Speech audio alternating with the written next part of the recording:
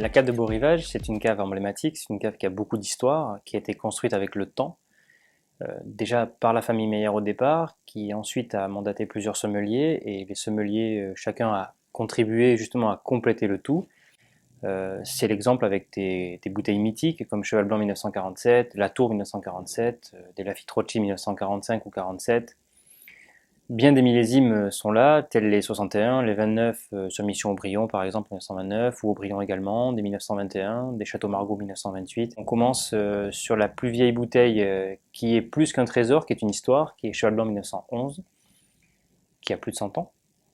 Donc c'est une bouteille qui est là depuis l'origine, donc forcément elle est en train de vraiment montrer le chemin à toutes les autres. La cave est parfaite, la cave est d'une très bonne température, une très bonne hygrométrie, ce qui est vraiment la jonction pour arriver à une belle maturité de vieillissement et de conservation. Et le rôle de l'homme est important, c'est-à-dire que nous aussi, on est là pour surveiller tout ça. On surveille quand même si les bouchons ne sont pas abîmés, si les étiquettes ne sont pas abîmées.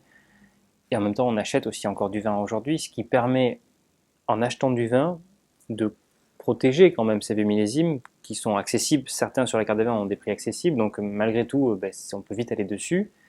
En achetant d'autres vins, ça nous permet de les protéger, de continuer en plus ce vieillissement, en plus le prolongement. Généralement, on dit qu'on achète autant que ce que l'on vend, qui est généralement pratiquement la quantité de bouteilles en cave. Voilà, donc nous, c'est entre 25 et 30 000 bouteilles par an d'achat.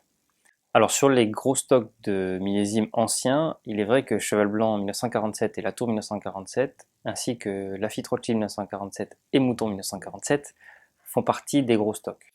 On va dire si on fait une moyenne, on a pour chaque bouteille, on a à peu près 20 bouteilles de chaque.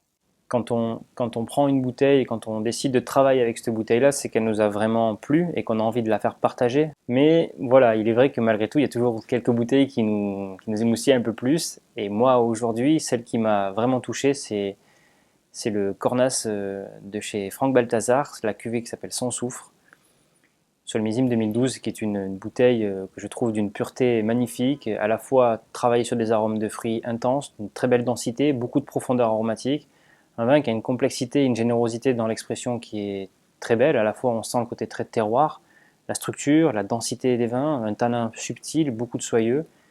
Ce vin, plus il s'ouvre dans le verre, et après un passage en carafe encore mieux, plus il s'ouvre, plus il développe un plaisir charnel, un plaisir constant, un plaisir de fraîcheur. C'est pour moi aujourd'hui la bouteille qui me touche le plus, autant par son équilibre que par sa structure, qui m'amène une dégustation mais magnifique.